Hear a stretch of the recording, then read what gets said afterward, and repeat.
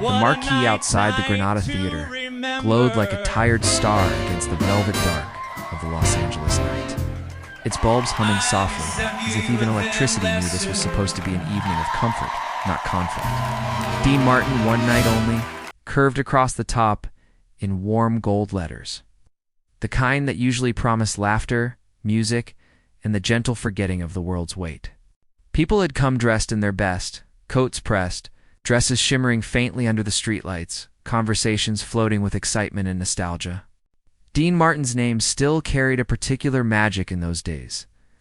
A promise that whatever burdens a person carried inside, he might lighten them for a while. Yet beneath that excitement, there was something else moving through the crowd like a low, invisible current, restlessness, frustration. The quiet bitterness of people who had been bruised by years that hadn't been kind. It was the kind of audience that didn't come only to be entertained. They came carrying their own storms. Backstage, Dean stood alone near a narrow mirror framed with small yellow bulbs. He hadn't put on his jacket yet. He was still in his white shirt, sleeves rolled slightly, the way he often was when he wanted to breathe before becoming Dean Martin. The faint sound of the audience seeped through the walls, chairs scraping, laughter bursting too loud, voices arguing over nothing important. He studied his reflection, not with vanity, but with the calm seriousness of a man who had lived long enough to know that every crowd was different. His hair was perfectly in place, his expression relaxed, but his eyes were thoughtful. They always were before he went on. Fame had not dulled that part of him.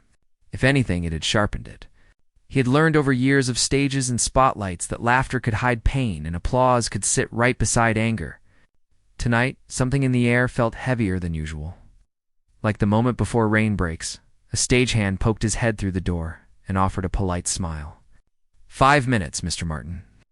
Dean nodded, thanked him quietly, and the door closed again. He took a slow breath, the kind that filled the chest instead of just the lungs, and let it out through his nose. He wasn't nervous, not in the way people imagined. But he was attentive. There was a difference. He picked up his jacket from the back of the chair, feeling the familiar weight of it in his hands. And for a moment, he remembered smaller rooms, smoky clubs, nights when he had sung for people who didn't know his name and didn't care to learn it. Those crowds had been harder sometimes, rougher, quicker to turn. He had survived them not by being louder, not by forcing himself over them, but by listening first.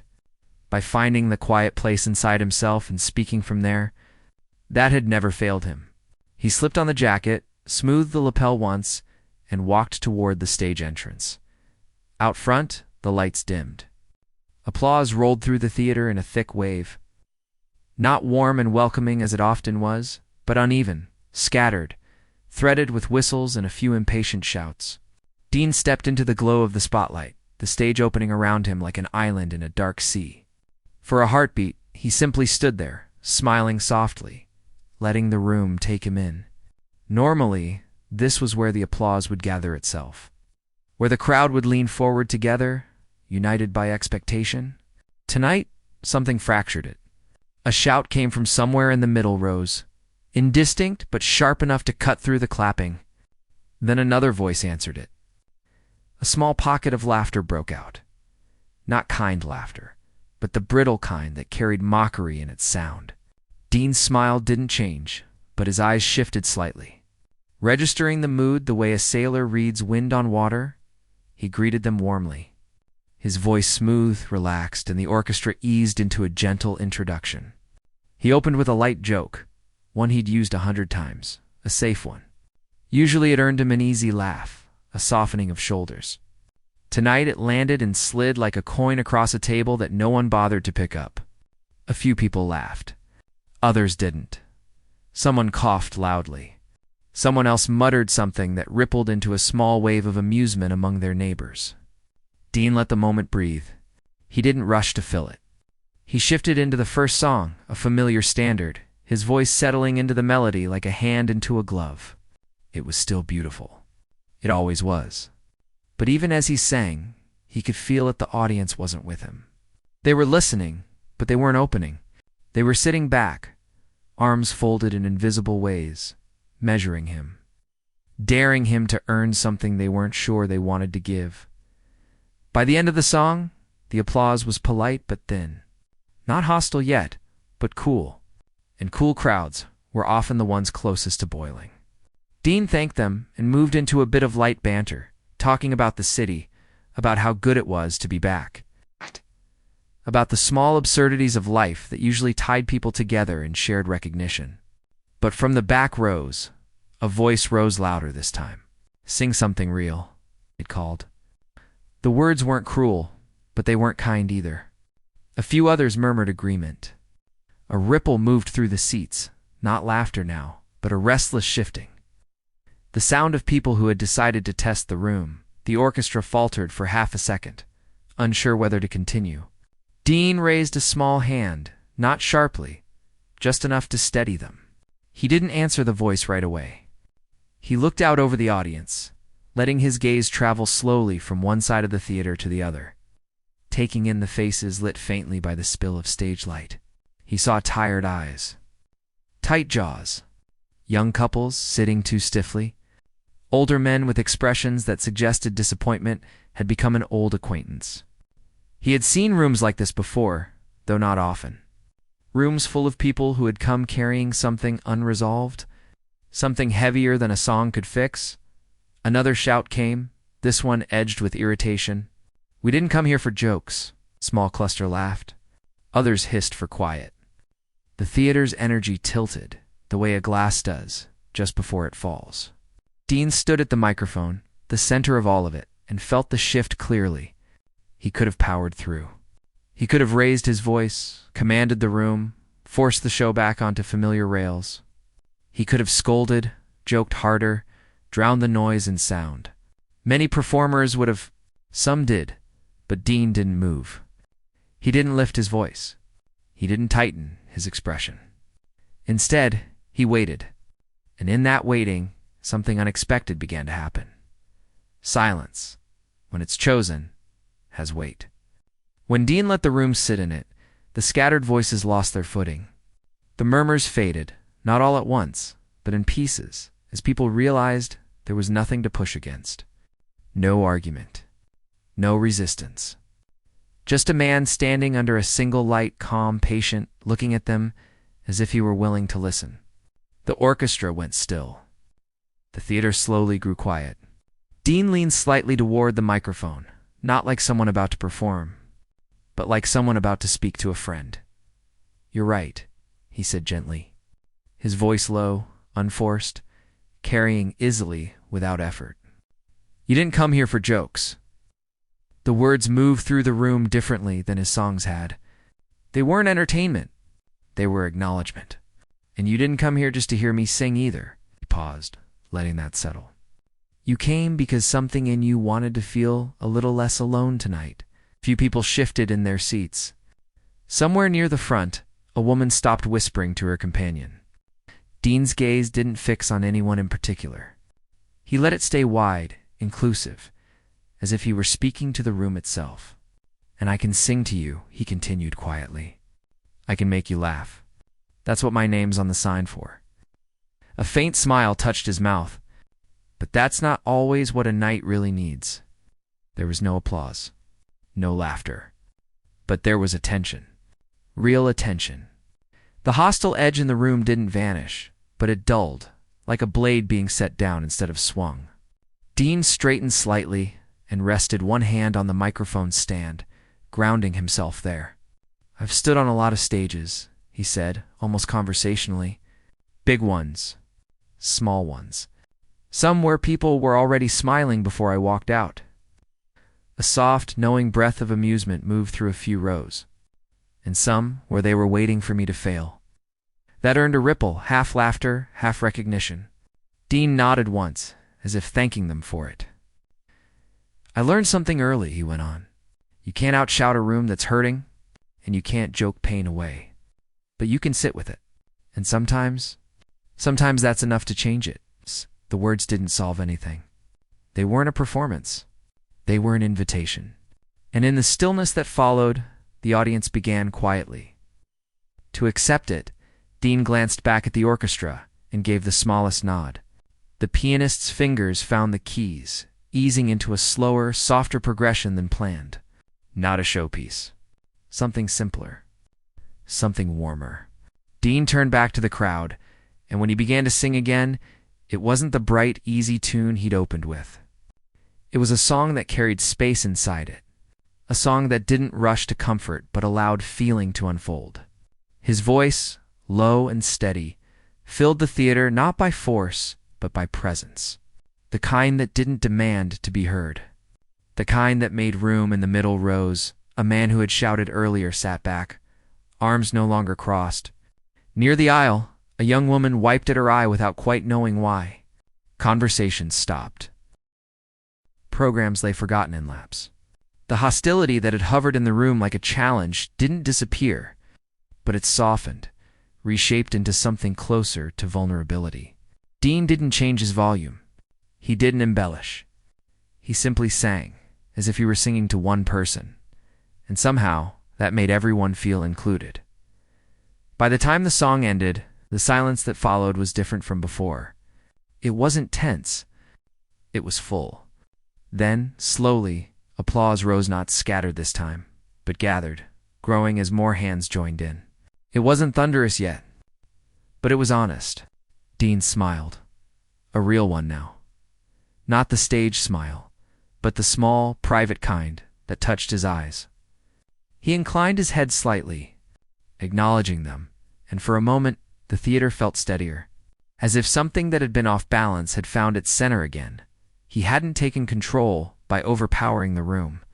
He had taken it by meeting it where it was, and the night, which had begun on the edge of turning ugly, was only just beginning to reveal what it could become. The applause that followed Dean's softer song did not crash against the walls the way roaring applause often did. Instead, it moved like a tide finding its level, a sustained, thoughtful sound that carried less celebration and more release. Dean felt it even before he heard it, the subtle shift in the room's breathing. The way bodies settled back into seats rather than forward in challenge. He waited for it to fade naturally, not lifting a hand, not hurrying the moment, because he had learned that when a room had just exhaled something it had been holding, you did not rush it to inhale again. When the sound finally thinned into quiet, he leaned toward the microphone once more, his posture relaxed. Not as a performer addressing an audience, but as a man speaking to other people who had chosen, for whatever reason, to spend their evening in the same place, he said, his voice carrying that gentle smile even before it reached his lips. When people tell me they want something real, I always wonder what they mean. Because most of the time, what we call real is just what we haven't said out loud yet. A low ripple of recognition moved through the front rows, and I've been on this road long enough to know. Folks don't come into a room like this upset because the seats are uncomfortable or the music's wrong. He let that sit there, not accusing, not softening it either. They come in carrying things they didn't get to leave at the door. He straightened slightly and glanced out again. This time more deliberately, allowing his eyes to meet individual faces instead of sweeping over the crowd as a whole. He saw a young man with a tight jaw and restless knee, drumming fingers against his program as if motion itself were a kind of defense. He saw a middle-aged couple sitting inches apart but miles away from each other, the space between them filled with something that did not have a name yet. He saw older faces too, lined not just by years, but by quiet accumulations of loss that never quite made it into conversation. Dean did not call any of them out. He had learned that naming a person's burden without permission often made it heavier. Instead, he spoke to the common ground beneath all of them.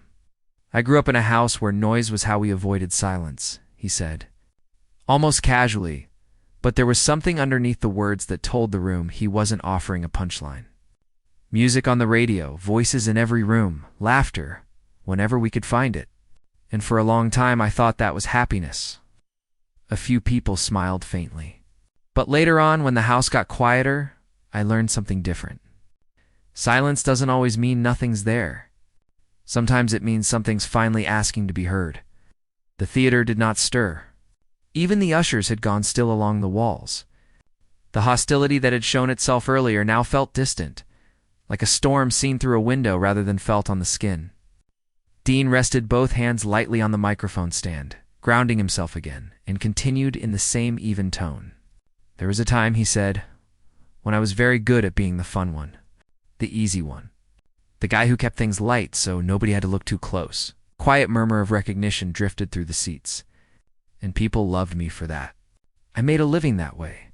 But there were nights when I'd walk off stage and the noise would stop, and I'd realize I didn't know how to talk to my own thoughts without an orchestra behind them. He did not say it for sympathy. He said it as a bridge, and the bridge held. From somewhere near the back, the same man who had shouted earlier shifted in his seat. The movement was not disruptive, but it carried weight now, as if he were no longer looking for a way to be heard, but for a way to understand why he had needed to shout in the first place. Dean noticed, but he did not turn toward him. He let the man's attention come to him instead. "I'm not telling you this because my life's some kind of lesson," Dean continued, a faint warmth touching his voice. "It isn't. It's just a life. Like yours? With rooms I still don't open very often." He paused. "But I learned that when a room turns rough, it usually isn't because the people in it are cruel. It's because something in them feels unseen." He lifted one hand from the stand and gestured lightly toward the audience, not pointing, just opening his palm. "So tonight, instead of trying to win you over," he said, "I'm going to do something different. I'm going to stay right here for a minute, and if there's something heavy in this room, we're not going to sing over it. We're just going to let it be part of the night." The pianist's hands rested motionless above the keys. The orchestra waited. The audience did not interrupt.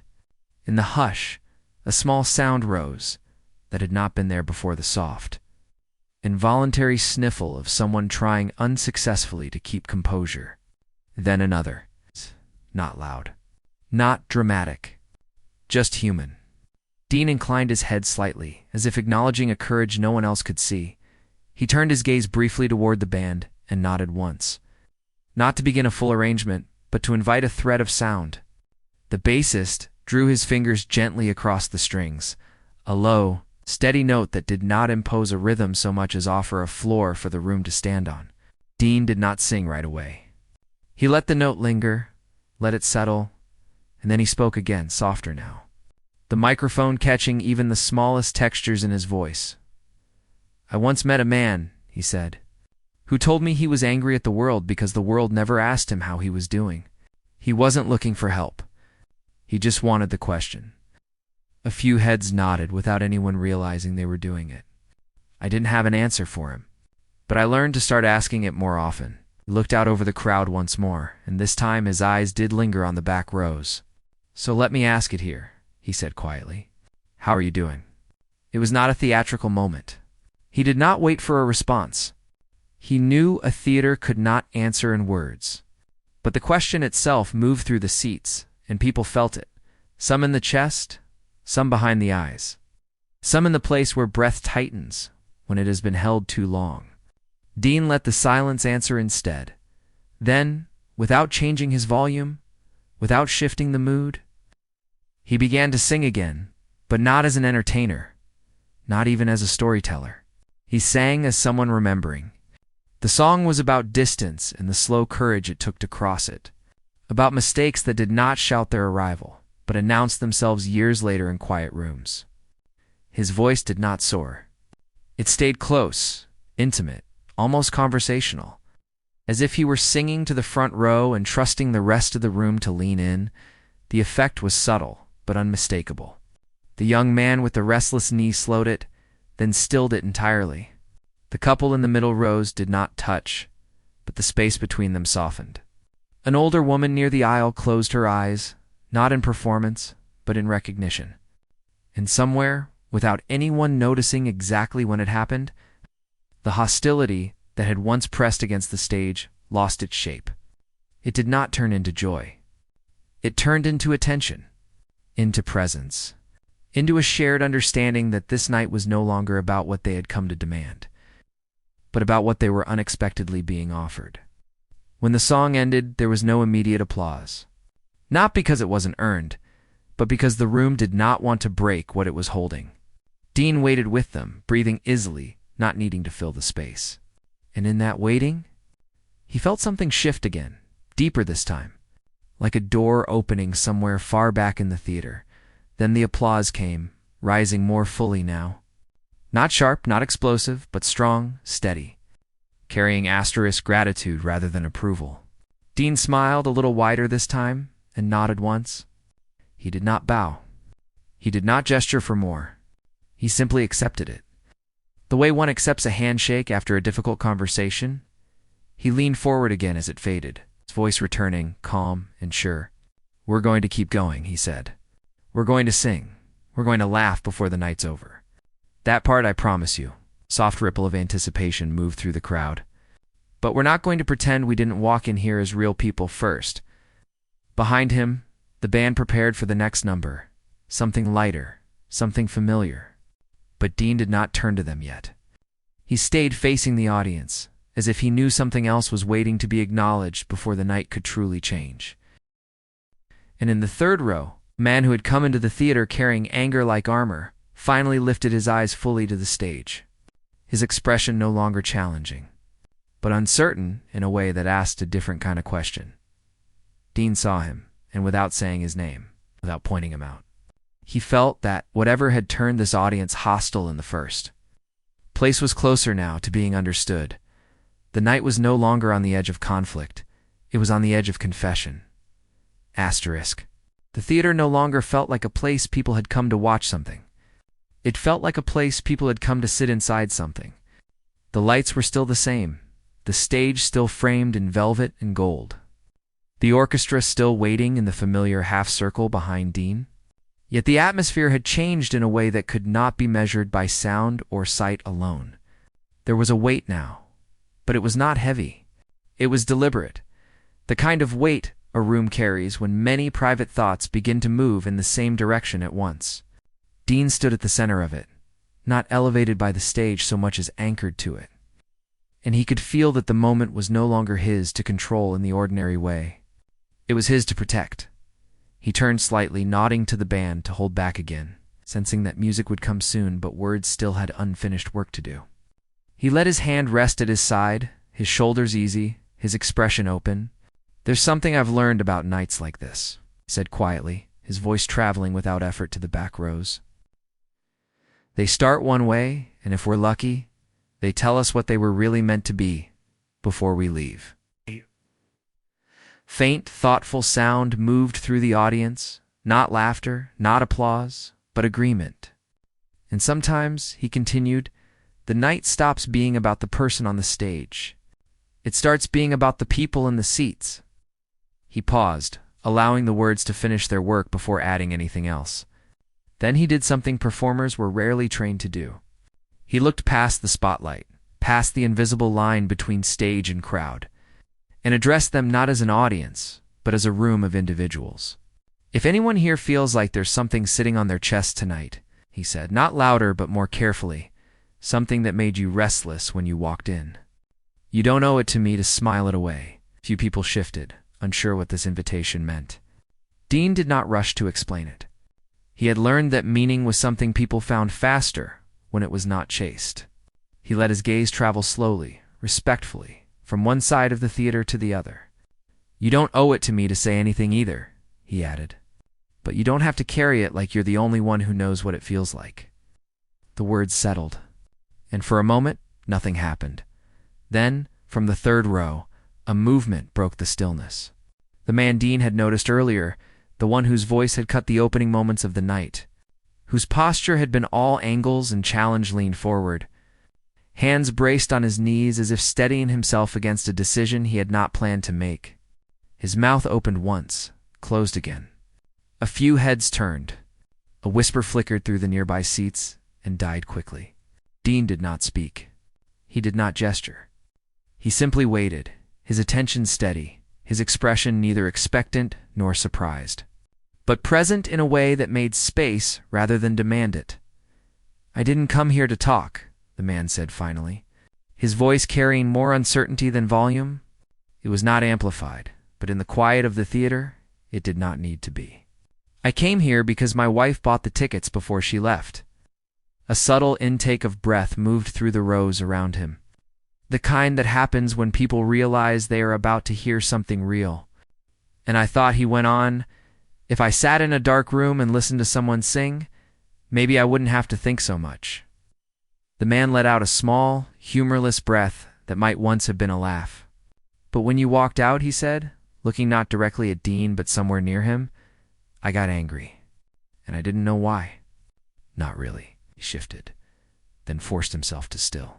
My wife used to play your records on Sunday mornings, real loud. She said your voice made the house feel like it was smiling.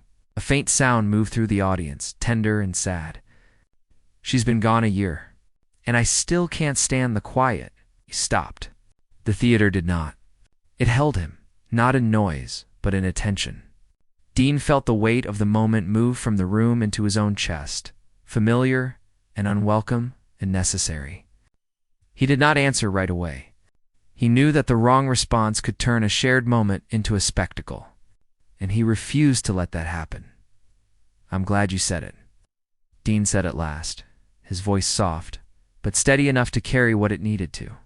Not because it was easy, but because it was honest. He did not console. He did not offer a phrase meant to seal pain neatly into something inspirational.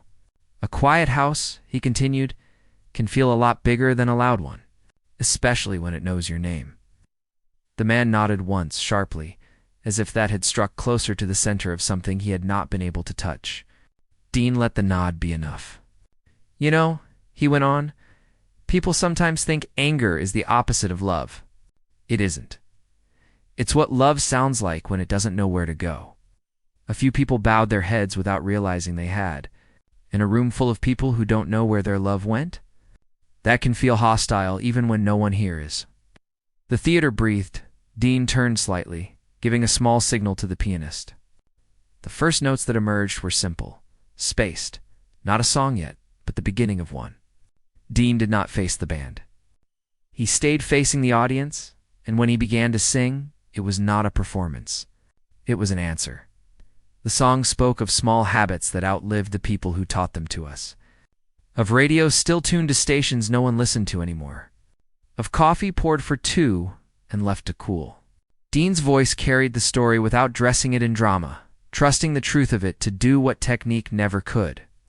The man in the third row did not look away. Neither did the people around him. The theater did not feel like many individuals anymore. It felt like a shared memory unfolding in real time. As the song moved forward, something else began to happen, quieter but just as real. Other faces softened. Another man, 3 rows back, wiped his cheek and then laughed softly at himself, as if surprised. A woman near the aisle pressed her fingers briefly to her lips, then lowered them again, not trying to hide what was there anymore.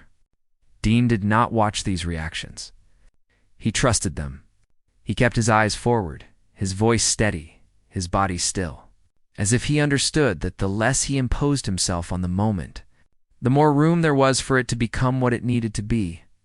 When the final note faded, it did not disappear into nothing. It remained in the air like a question that no longer hurt to ask. The applause that followed did not rise quickly.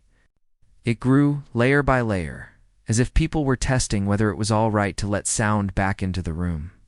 When it finally swelled, it was not wild. It was not demanding. It was grateful. It wrapped around the man in the third row as much as it did around Dean, acknowledging without pointing, honoring without turning a person into a story. Dean nodded toward the man, not in recognition, but in respect. He did not thank him. He did not say his name. He simply let the nod carry what words could not. You didn't turn this room hostile, Dean said quietly into the microphone as the applause faded. You showed us what was already asking to be heard. He let his gaze move again, wide and gentle. And I don't think anyone here is leaving tonight with exactly what they walked in with. A soft, almost relieved sound passed through the audience.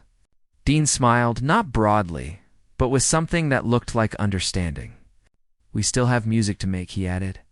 And we will. But now it's different music.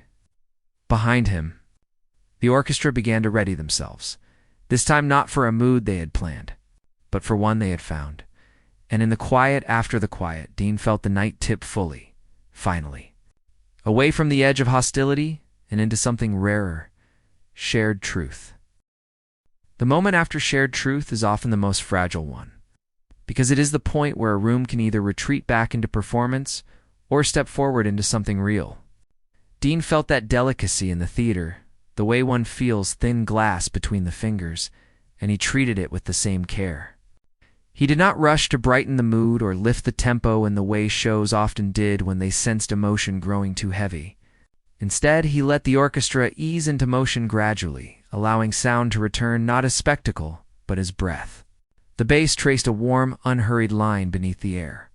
The piano followed like a quiet conversation, and the gentle swell of strings arrived only when the room had already accepted them. Dean turned slightly toward the musicians, not to lead them, but to join them, and when he faced the audience again, there was something visibly different in his posture. He was no longer standing before them. He was standing with them. He began with a lighter number, but he did not perform it as he once might have. He did not present it as escape. He presented it as release. His voice carried warmth now, not to distract from what had been spoken, but to place it somewhere softer inside the chest. The song smiled, but it did not pretend. It danced, but it did not deny. People laughed, yes, but it was not the sharp laughter of entertainment. It was the kind that comes when tension finally realizes it has permission to leave. A few couples leaned closer together. A man near the back tilted his head and closed his eyes, not in grief now, but in something like gratitude. The theater, once braced, had become receptive, and Dean, without changing volume or command, had become its steady center. Between songs, he spoke again, not as a monologue, but as a continuation of what had already begun. He told a small story about a night early in his career when he had sung in a room so empty that the echo frightened him, and how he had learned then that the size of a room had nothing to do with how full it could feel. He spoke about how applause had once meant everything to him, and how silence had later taught him things applause never could. He did not frame these moments as wisdom. He offered them as pieces of a path still being walked, and each time he spoke, he did so not to impress, but to recognize. The audience no longer responded as a mass. They responded as people. Soft laughter here, a breath there, the small, unmistakable signs of connection that could not be manufactured. As the night deepened, something else became clear. The man in the third row was no longer alone in what he had voiced. Though no one else spoke aloud, the theater itself began to answer him. In the way a woman pressed her palm briefly to her husband's arm before letting it rest there. In the way a young man in the aisle seat straightened and then relaxed. It's as if setting down a weight he had forgotten he was carrying. In the way applause rose now without hesitation. Not because a performer had commanded it, but because people wanted to offer something back to the room that had held them. Dean noticed all of it, not as a collector of moments, but as someone who understood how rare they were. Near the end of the show, when the lights had softened and the air felt warmer, Dean stepped forward once more, signaling the orchestra into stillness. The applause faded naturally, without prompting. He stood there for a moment, not smiling, not solemn, simply present. "I don't think any of us planned this night the way it turned out," he said quietly. "And that's probably a good thing." A gentle wave of appreciation moved through the theater. We come into rooms like this thinking we know what we're buying. A seat, a song, a couple of hours, shook his head faintly. But sometimes what we're really looking for is permission, to feel what's already there, to remember that whatever we carried in, someone else has felt too. He paused, then added, "I've been given a lot in my life, more than I ever expected. But nights like this," his voice softened further, "nights like this are what I keep." He gestured lightly toward the audience, encompassing not just the front rows, but the darkened upper seats as well. "And if you take anything with you when you leave," he said, "I hope it isn't just a tune you liked. I hope it's the thought that you don't have to shout to be heard. You don't have to be strong to be worthy. And you don't have to be alone with what you're carrying." The theater was very quiet, not empty, not tense. Dean nodded once to the band, and they began the final song. It was not grand. It was not designed to send people out on a roar. It was steady and open, built on a melody that left room inside it. Dean sang it without embellishment, letting the meaning do the lifting. The words spoke of continuing on, of days that still waited, of the quiet courage it took simply to remain open to them. His voice moved through the theater like a hand resting briefly on a shoulder, not to claim, but to reassure. When the last note faded, no one rushed to stand. No one hurried to break what they were holding. Then, slowly, people rose, not in spectacle, but in respect. Applause filled the room, rich and sustained, and within it were softer sounds too, the small, private releases of people who had not realized until now how much they needed the night to become what it had become. Dean bowed his head slightly once, not deeply, not dramatically, but sincerely. He did not wave. He did not gesture for more. He let the moment be enough. As he stepped back from the microphone, the lights easing, the orchestra beginning to close the evening gently, Dean took one last look at the theater. He saw faces he would never know, stories he would never hear, burdens he could not name, and yet he felt connected to them in a way that had nothing to do with fame or performance.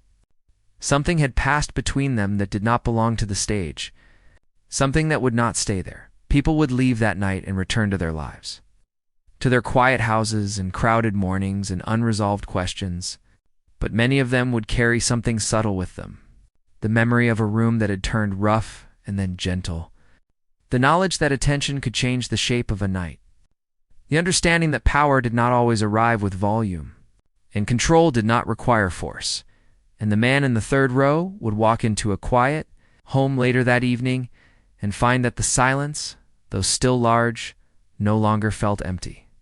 It would feel for the first time in a long while like a space that could hold memory without hurting. Dean Martin would be remembered for many things, for his voice, for his charm, for the laughter he brought with him wherever he went. But for those who were there that night, he would be remembered for something quieter, for the way he stood in the middle of a turning room and never once raised his voice.